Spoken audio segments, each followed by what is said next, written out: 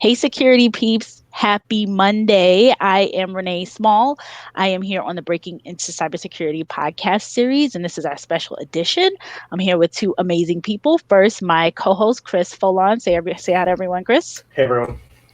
And a person near and dear to my heart, Gretchen Richards. Say hi to everyone, Gretchen. Hi, everyone. So Gretchen has her own company. Has a background in development and computer science, and has evolved over the years to management leadership in the executive space, and has now started her own company, really focused on helping companies bridge the gap with their employees. And Gretchen today is really going to start to give us a deep dive into employee engagement. And we know how difficult employee engagement can be overall, but specifically in the technology community and really specifically in the cybersecurity community, especially because there's so much turnover in our space.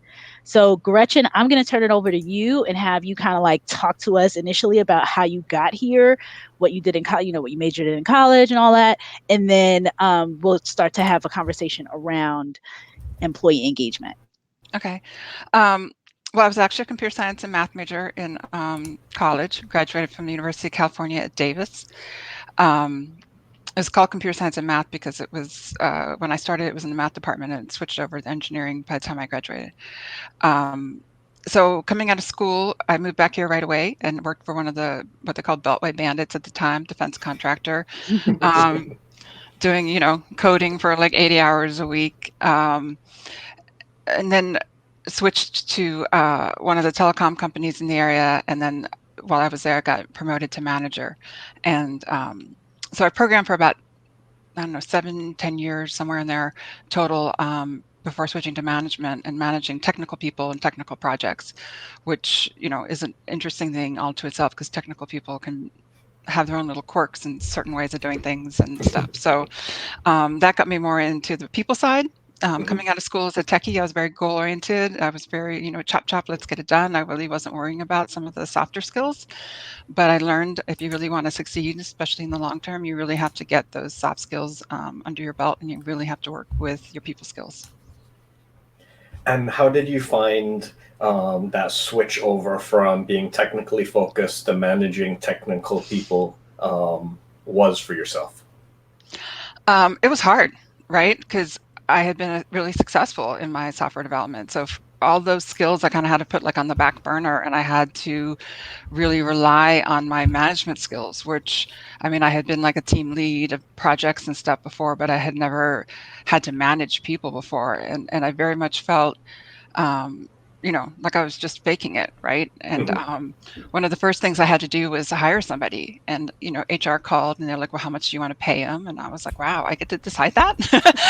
And he started, and like a month after he was there, he came like running up to me in the hallway and he's like, you used to program? Like I saw your name in the code and you used to develop? And I was like, wow, this guy thinks I'm a manager,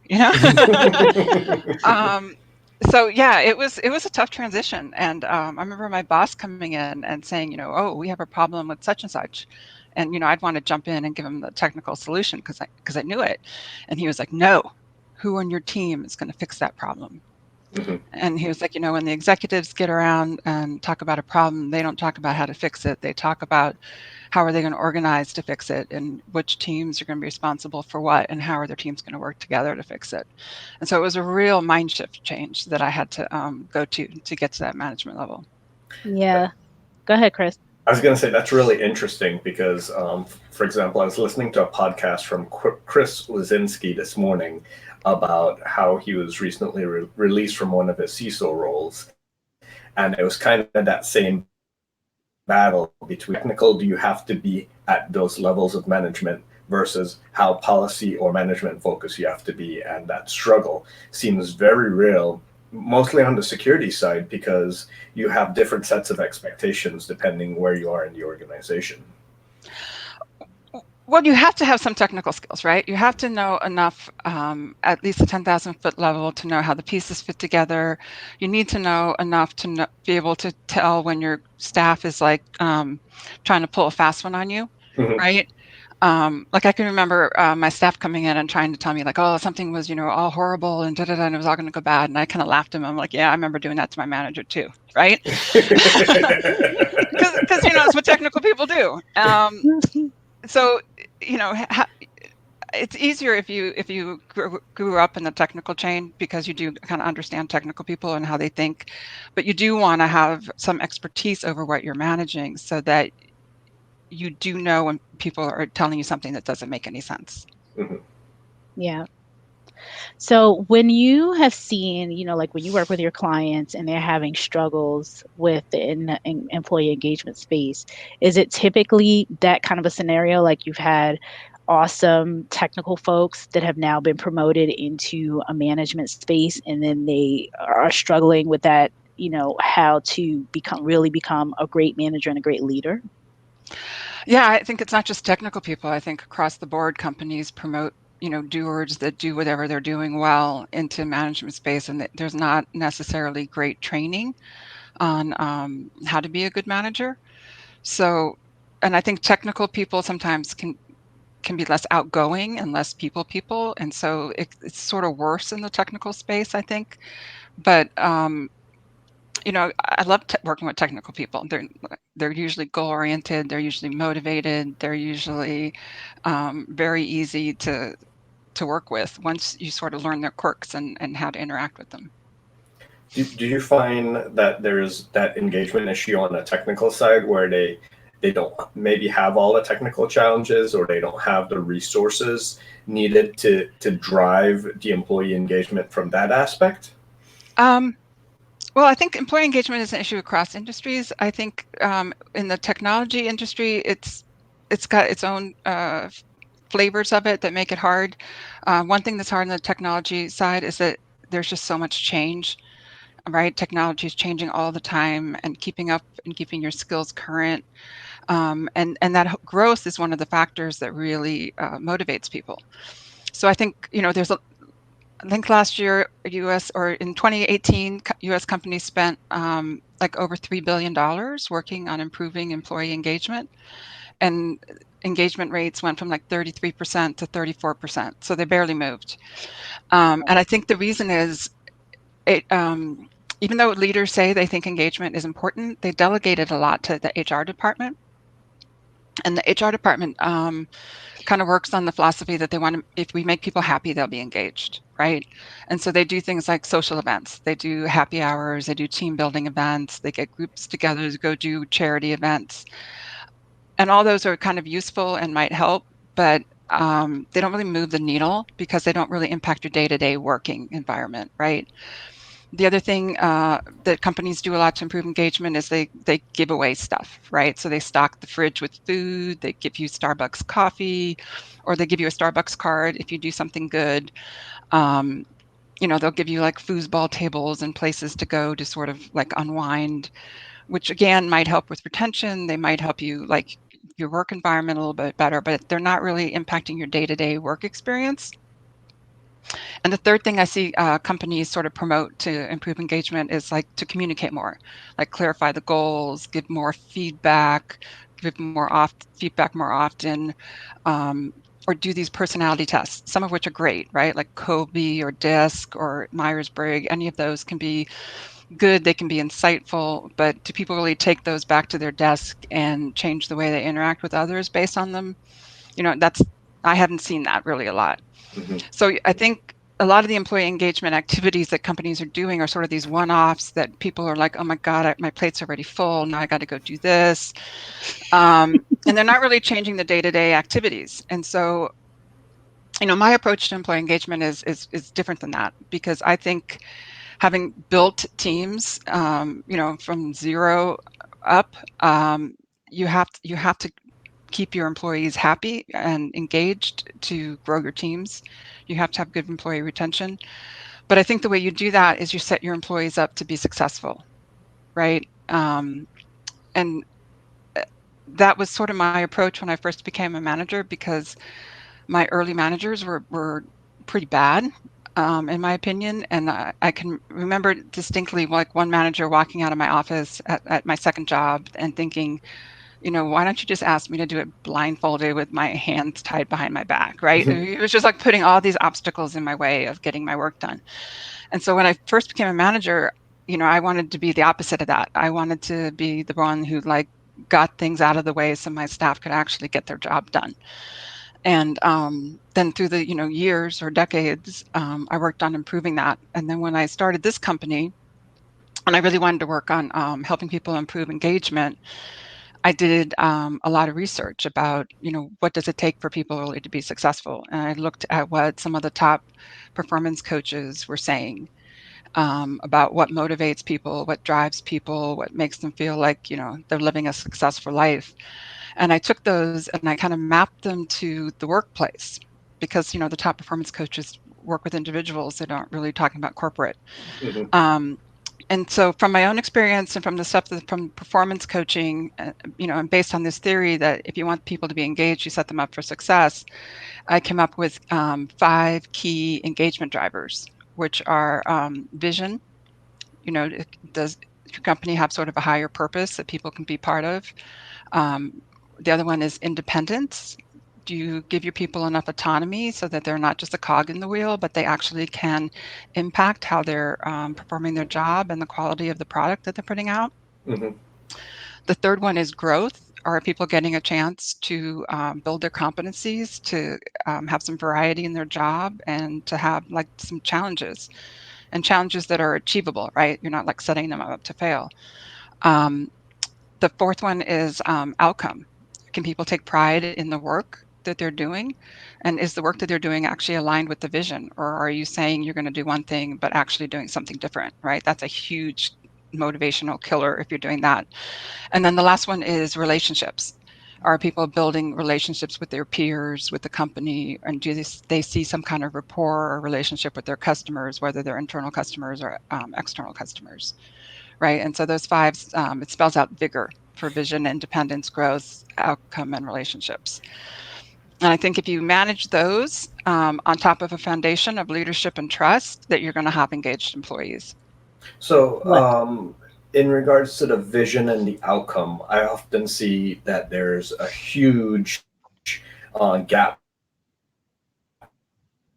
Might hear of the vision, but they don't hear how their activities help the business accomplish that vision, or they don't see how any of the outcomes that they're working towards can help accomplish that vision or go towards that vision.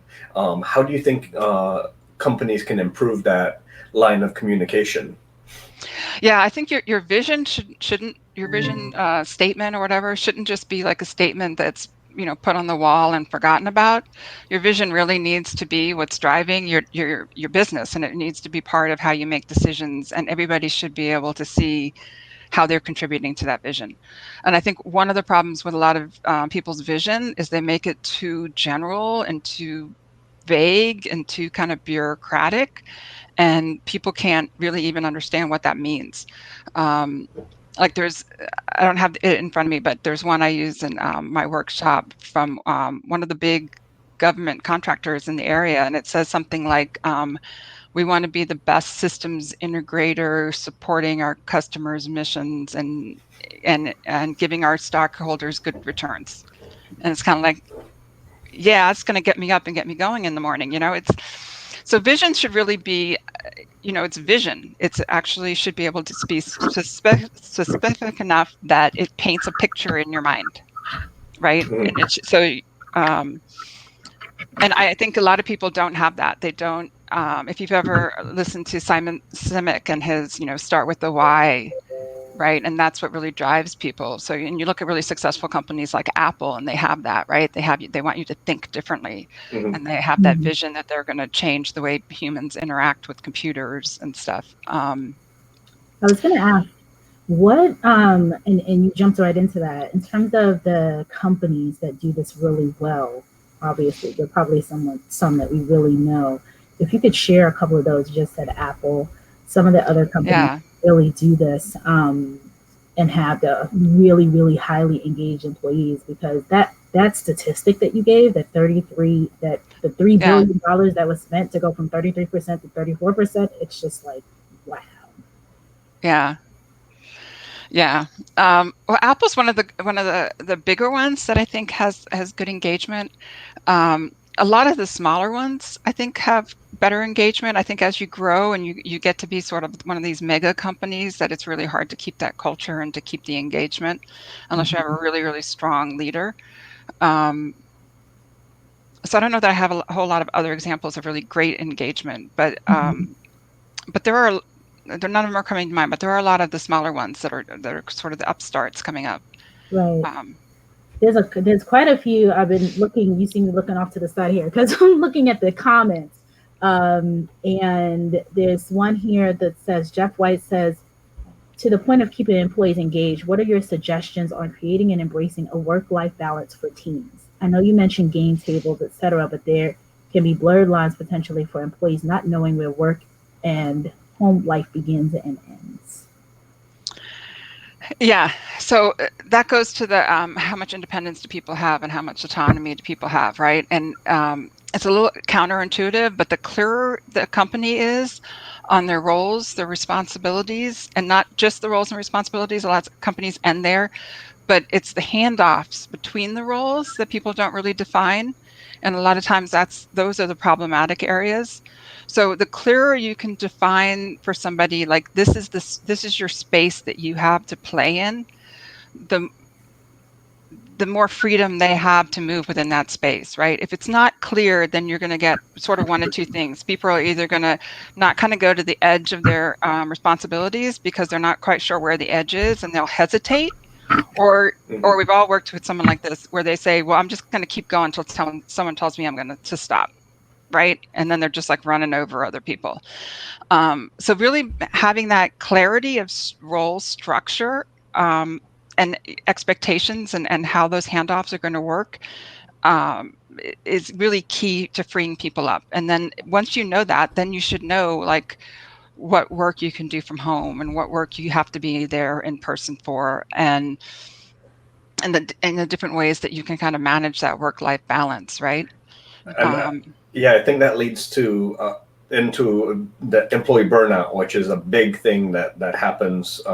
I know for sure in the tech industry, and it could happen in other industries as well. But especially like incident that are on call, they tend to burn out a lot more frequently. What can companies do to help minimize this burnout? Well, it's funny.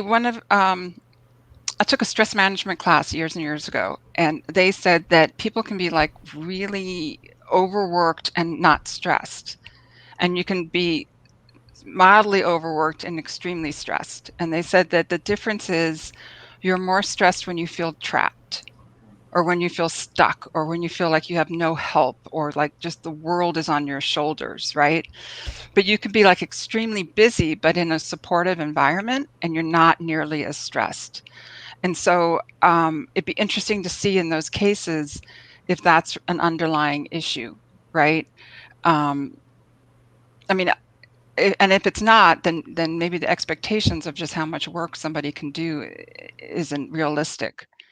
And so that really comes down to sort of like the relationship kinds of questions. And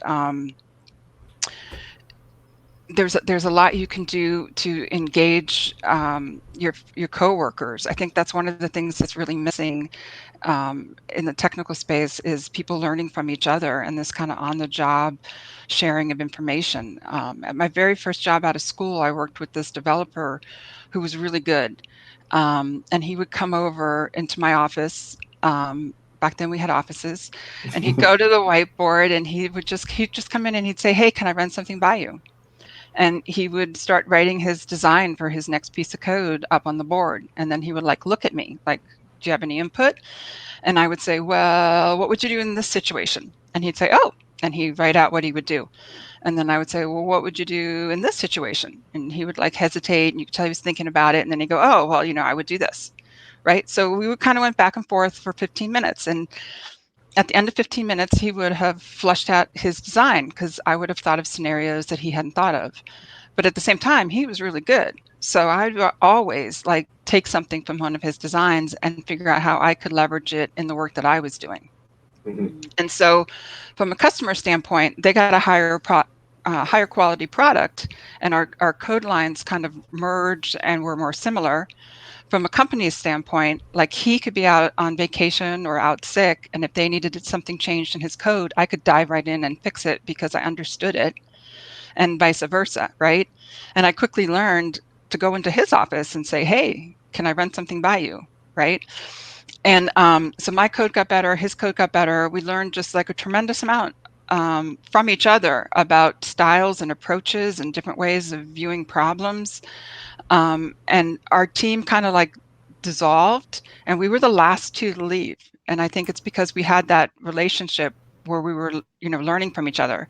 And I left and went to a different company, and I took him with me. So That's usually how it goes. yeah, it is how it goes. But I think I learned so much from him in that. And I think that is something that, like, if you're managing a team, your team should be doing that. They should be going to each other and saying, can I run something by you? How would you approach this? And just sharing that information. And so it's knowing that you have people that you can ask kind of for that information and help, right? And there's a saying, like, the two things that people will give you for free is their advice and their opinion, right? Right. And the only caveats on this is that one, it shouldn't blur accountability. So if someone gives you advice, it's still up to you on whether or not you're going to take it. And if they give you bad advice, like, don't say, oh, well, I just did it because so-and-so told me, right? That's just bad form. And the second is, you're not trying to get someone to do your job for you, right? You really are trying. Should come with some amount of framework or something formed, and you're just asking them to sort of kick the tires and help flush it out. So that's like my caveat for those two things. But I think if that kind of day-to-day in conversations, that's what's really going to start engaging people. That's where people are going to feel like they have the bonds. It was hard to leave without him because we had formed this like friendship and bond, and it's part of the reason I took him with me when I left, right? Chris and I talk. Sorry, Gretchen. Go ahead. Yeah, Chris and I talk a lot specifically on this podcast about building relationships as a whole, going to conferences, just with people trying to break into security in particular, just the relationship building as you try to get into your first role and get into this industry, and then relationship building as you go up the chain. And it's interesting that you say that, because for the folks that are listening in particular that are on the, trying to either break in or trying to grow in their careers, relationships are such a huge component of that. And it's good to hear you say that from an employee engagement perspective as well. Like, you build these relationships and then you take them out of the office, and then next thing you know, that person is now working with you in a different environment because of these close relationships that you built. Yeah, and it's key to so much, right? So I talk about these 5 engagement drivers, but I say you have to really build them on a platform of leadership and trust. And for leadership, what I talk about there is the different types of conversations that you have when you're managing versus when you're leading. Right? So when you're managing, normally you're managing like to a schedule or some kind of action plan, and you're really looking at people's actions and their results. And so you're having conversations to like inform them of what the plan is, or you're coordinating with them, or you're assessing the different results and status, right? But when you're leading people, you want to motivate them, you want to inspire them. And the only way you can do that is by building this kind of rapport with people. And so when you're leading, you're really having different types of conversations. You're first, you have to really understand people, right? You want to understand where they're coming from, what their perspective is, what is it like for them to walk in their shoes. And then you want to engage them in these sort of thought sharing conversations, like, can I run something by you, or how would you approach this, or what do you think we should do in this situation, or something like that, right? And then once you have that rapport, then you can start having conversations where you're influencing them, right? Where you're challenging them to look at something from a different way, and you're encouraging them to grow, and you're role modeling that behavior, right? Mm-hmm. So it's really key, and this is something that if you're in a leadership position, you can be doing, but it's also something that if you're just an individual contributor, that you also can be doing, right? Because everyone can be a leader, and everyone can have these types of conversations, and everybody can work on engaging, right? So just, you don't have to wait for your management team to put an engaging environment in place. There's things that you can do, right? So if your company doesn't have a great vision, create a vision for your team or create a vision for yourself and manage that. If your company isn't giving you great growth opportunities, figure out how you can get growth opportunities. Go in and get information from your coworkers. I mean, people know so much that you don't know until you go in and talk to them. People are fascinating. Everybody has stories. Everybody has like Yeah. experiences and troubles that they've overcome, and just sort of amazing histories if you take the time to actually find out about them. So I had a question. That relationship that you built with your coworker, how does that dynamic change in an environment where employers are looking more and more for very heavily specialized individuals and less junior talent because they're looking for that specialist? How does that change the dynamic and the way that you can engage your staff? So what's the scenario? You just have like one senior person, or you just have a bunch of senior people? Yeah, you tend to have a bunch of senior people because they don't want to invest in more junior talent. Yeah, well, senior people can still learn from senior people, right? I mean, they should still. As a matter of fact, it's almost more important, because as a senior person, they expect you to get up to speed quick, start contributing immediately. They expect more from you, and the world is changing so quickly, and the tools are changing so quickly, and the technology is changing so quickly that even the experts are always learning, right? I mean, everyone, they say the best teachers and the one trait of experts is that they're continuous learners, right? Because to keep that expert, you have to always be learning. So I don't think it really matters if you're an expert or not. I think you can always learn from the people around you. And there's a great saying that says, wise men learn more from fools than fools do from wise men, right? And that's based on the fact that wise men are always trying to learn. So, if you, and there are, I've run across the techies that think that they know everything, and but there's too much knowledge in the world today. Nobody knows everything, and even if you know everything now, you're going to be outdated in 6 months. So you just need to always be learning, and the people skills and soft skills are things I don't think anyone ever truly completely masters. There's always room for improvement on those. So Gretchen, we have a ton of questions coming in. David Overton wants to know, do you have any advice on enacting the vigor model to organizations with a siloed mentality?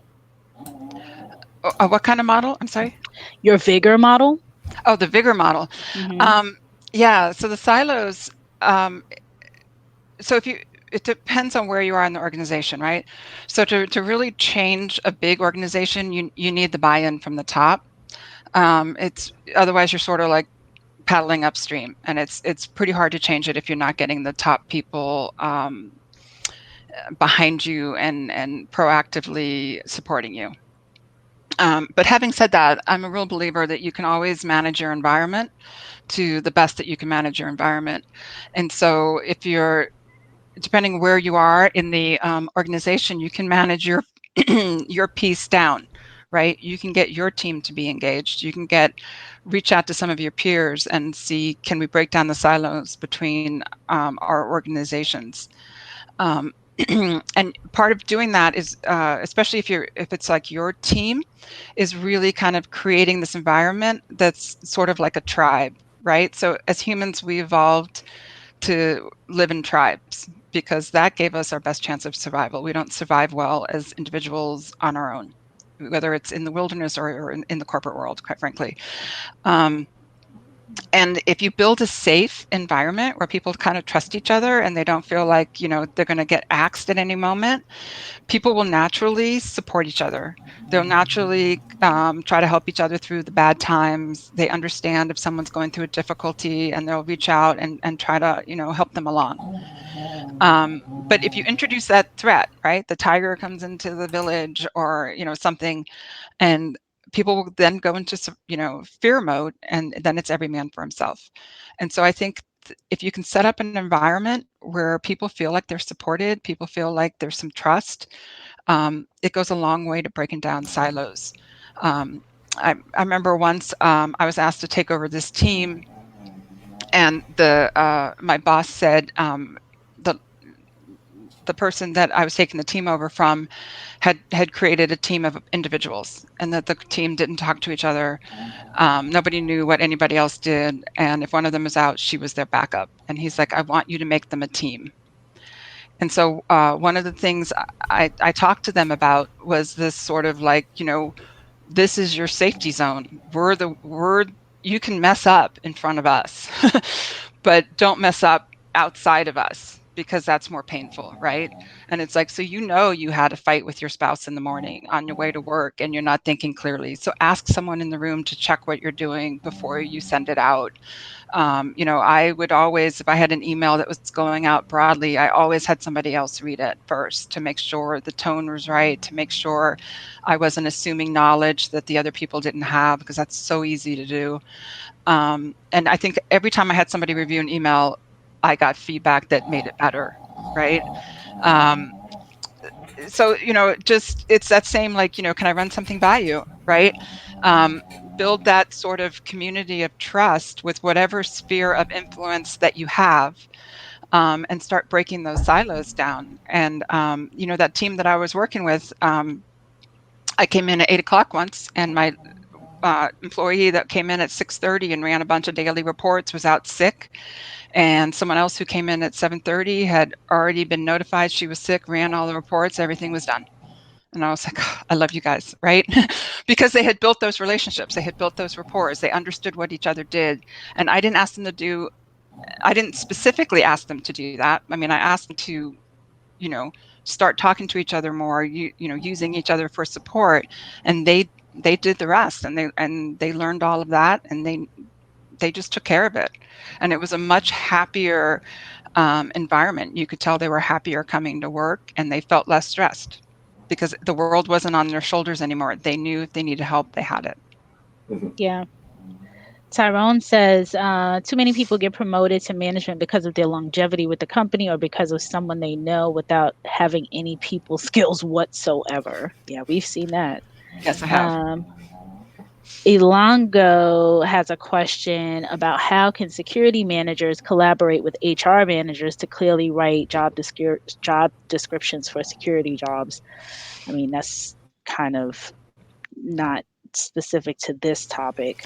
Well, the only thing I would but say there is not just, you want to write not only their roles and responsibilities, but you want to talk to them about how do they interact with the other groups, right? So nobody works in a vacuum, right? And so that's where I think a lot of companies fall down, is they say, person A, I want you to do this, and person B, I want you to do that, and I go do it. But there's an interface between person A and B, and nobody like sits down and says, this is what I think that interface should be, or this is where this is the line that says where your responsibilities ends and the next person starts. And a lot of times, whoever's the bigger personality kind of dictates that. Yeah. And that's not necessarily what the company wants. So if you are struggling and the roles and responsibilities aren't quite working right, look to see if that's the problem, right? Look to see if the handoffs aren't clear.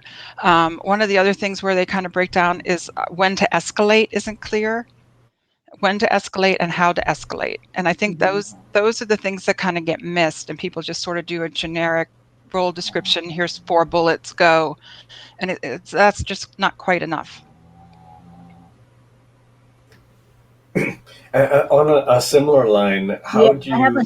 Oh, go ahead. Go ahead, Renee.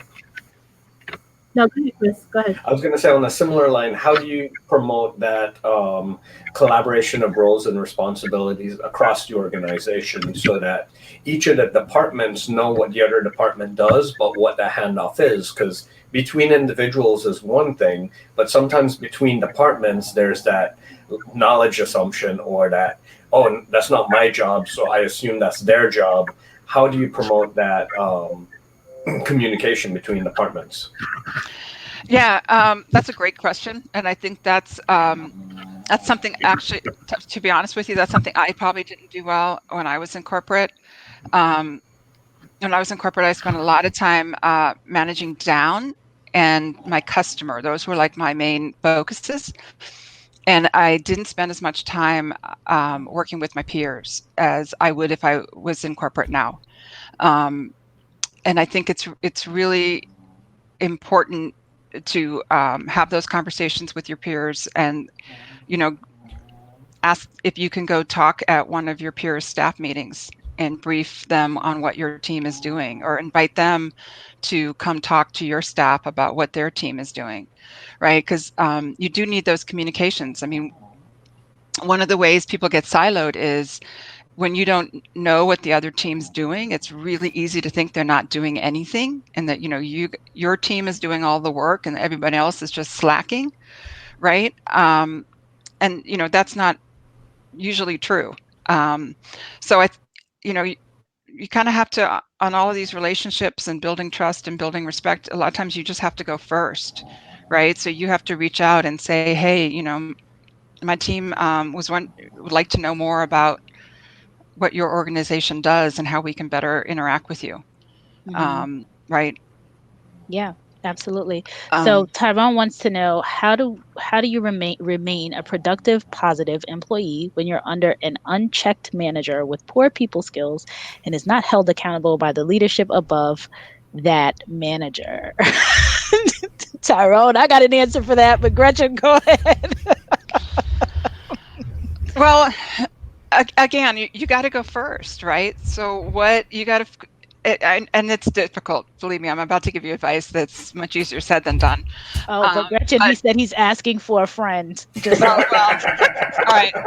he Of said, course, no, right? not my situation, but Of have course, heard of of course, similar of course. circumstances. But you got to kind of try to figure out, like, why is your manager exhibiting that bad behavior, right? What's going on with them? What are their stresses? I mean, that's the thing. Like, we really don't realize, like, everybody's walking around with a bunch of stresses, right? So you don't know if your manager is having marital issues, or if they have health issues, or their parents have health issues, or their kids, going through something. I mean, you just don't know what the other person's going through, and you don't know what fears are in their head that are causing them to act badly. And so you kind of have to go first. I mean, you have to decide: is this a job that you want to be in, or is it toxic and it's something you need to leave, right? But if you don't know yet, or if you think you want to keep trying, then I would say reach out, try to make an effort to reach out to the manager and find out where they're coming from and why, what's going on in their world. What is it like to walk in their shoes? And try to get a better appreciation of, what are the pressures that they're under. You think it appears to you they're not being held accountable, but maybe they are being held accountable, but just to not the things that you think they should be being held accountable for, right? Maybe they're not being held accountable for how well they're managing their staff. Maybe they're being held accountable for financial numbers, and they're so wound around the axis focusing on that they're not spending enough time on their staff, right? So, I would say, you got to start with yourself, and you have to be the first person to reach out and try to build some kind of bridge and relationship and understanding of the other person, unless you've decided that it's time to move on. Great, great advice, Gretchen. So I know we are almost at 40 minutes, and we have, like I said, still chatter. Jeff White says, thank you everyone for addressing the questions. John Lilly said, this is really well done. Excited to watch. We're excited to have you. Freddie Swari says, too many promoting people who don't understand security. So, Gretchen, as you're aware, this is a very heavily security group. Yeah, And folks are, writing in, and I mean, you've been in that space because you supported security, large security departments. yeah, hmm, And so you understand what we're going through and what a lot of these folks are yeah, going through in this space. Um, I know we're almost at 40 minutes. So Gretchen, you can, yeah. tell us So a couple more pointers, and then Chris yeah, will so let me wrap to us up. to to to talk about the security space in particular. So, one of the main ways that people get in on security is through people, right? And the more disengaged your staff is, the more sort of apathetic they are, the more they're not really paying attention to your security protocols. So the fact that if you have disengaged employees, it's actually a security risk because they're not ticking and tying. They're not doing what you need them to do. They're probably not paying as much attention to some of the security stuff that they need to. So I think disengagement is a security issue in and of itself. A lot of security people are millennials, right? Millennials, well, let me back up. So there's an engagement statistic that says that if you ask managers why people leave, 89% of them say people leave because of money.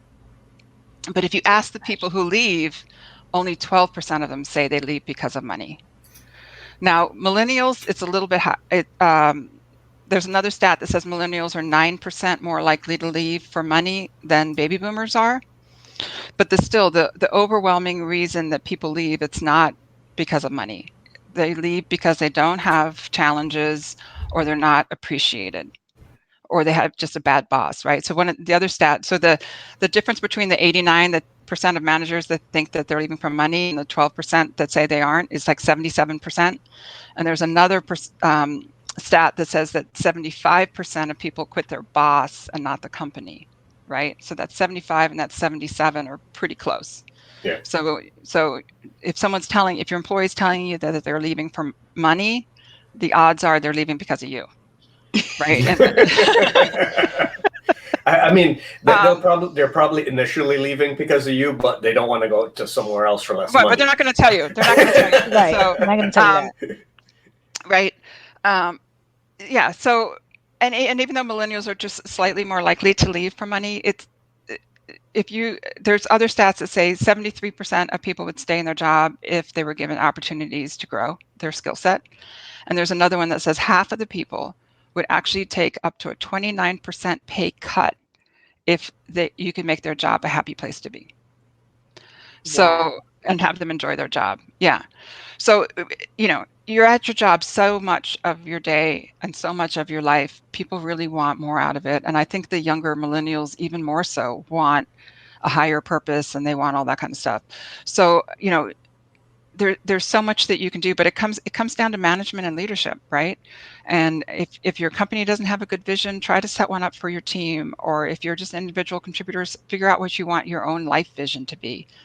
And for the independents, if you're the individual contributor, try to carve out what your role is. Try to get your manager to make it as clear as possible. If you've got questions, go ask them.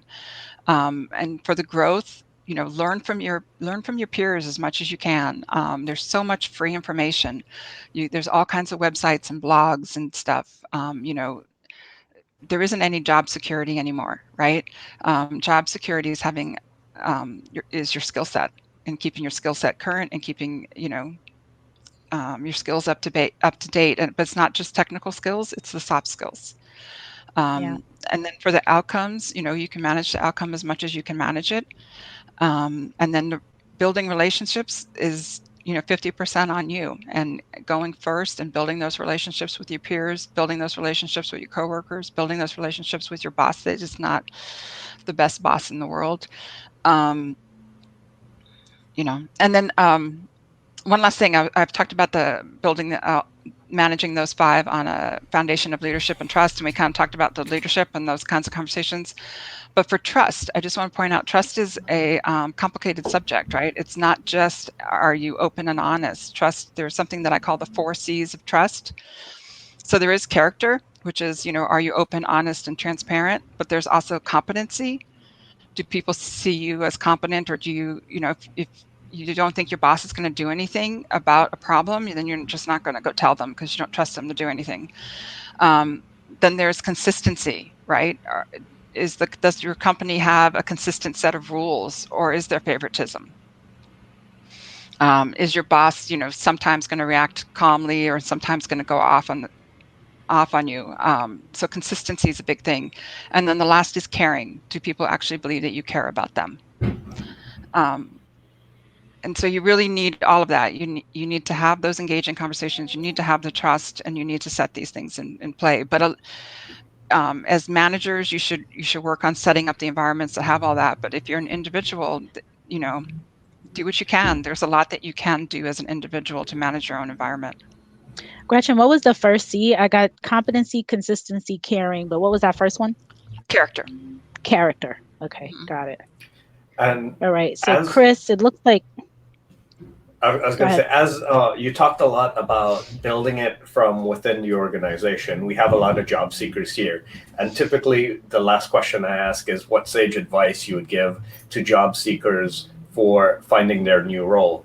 How do they discover an organization's vigor or implementation of vigor, or the leadership and trust that their potential future manager would have during the interview process?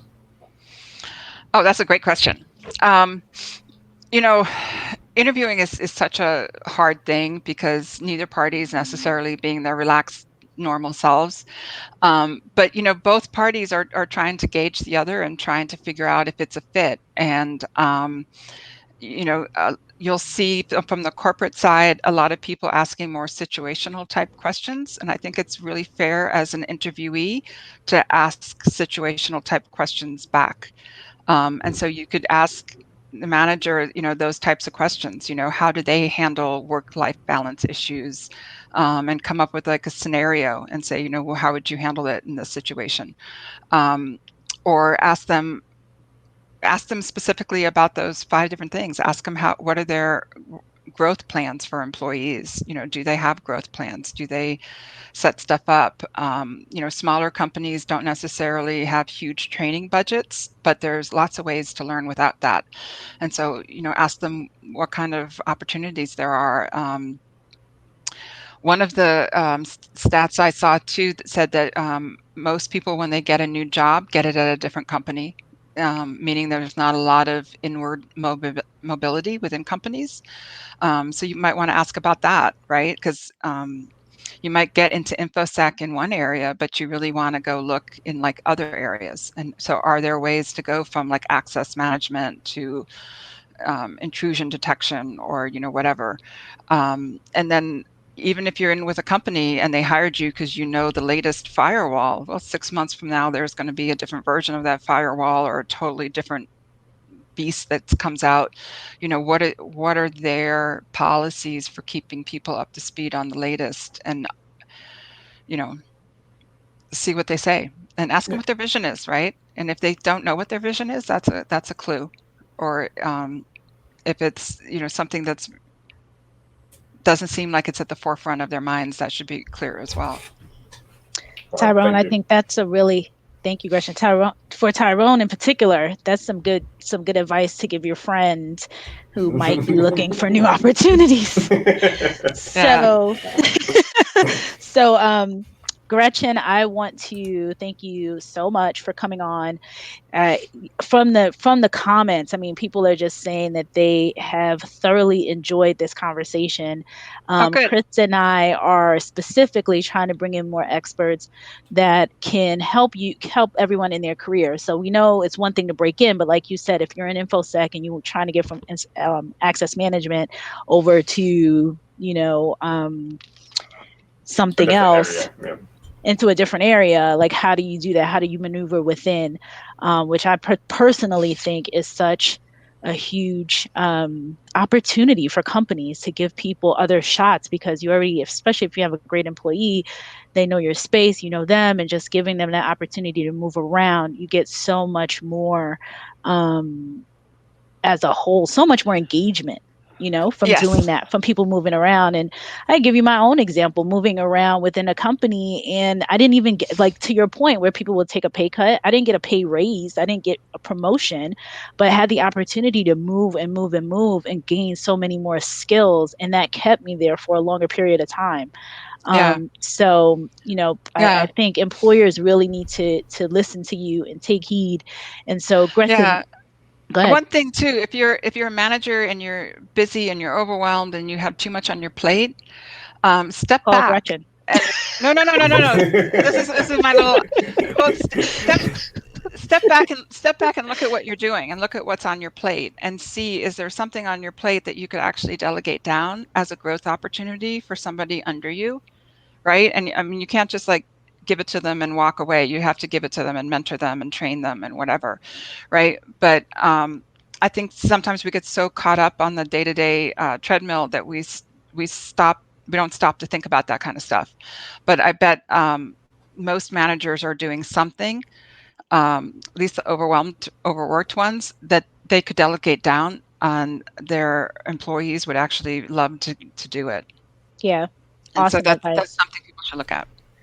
Awesome advice. So if anyone, I'm going to tag Gretchen in this post as I usually do. So companies or employees, if you would want to reach out to Gretchen directly, she has a company and she's an expert in this space, as you can see, has focused on all this stuff. So if your company is struggling, refer them over to Gretchen. I also want to add just at the end of this that you all know that I am working with we have a couple of events coming up at the end of this week. Chris is going to be pretty much running the show over at B-Sides Nova. So anybody wanted the career development track, that's my area of responsibility. The career development. I'm trying to be in two places at once, but I don't think it's going to happen. I wanted to be over there helping him. So if you're going to be at B-Sides Nova, make sure to check out Chris. And you all know that I've made a post about the teens that the reason why I'm not at B-Sides Nova is that I'm going to be helping with some teen girls out in Loudoun County and Leesburg, helping them. And we still need sponsorship for teens. So if anybody wants to sponsor a teen, please let me know. It's an awesome conference. We did it last year and we plan on doing it again and as often as we can to get more and more people who are not aware of cybersecurity into the cybersecurity industry. So thank you all. This was awesome. Gretchen, we have to have you back. They're still asking questions. Okay. And we will see you all actually tomorrow. We have another one tomorrow coming up. So thanks, Gretchen. Thanks for coming on and sharing all this awesome knowledge. Thanks for having me. I enjoyed Thanks, it. everyone. Cool. All right. Guys. Bye, everyone. Bye. Hi.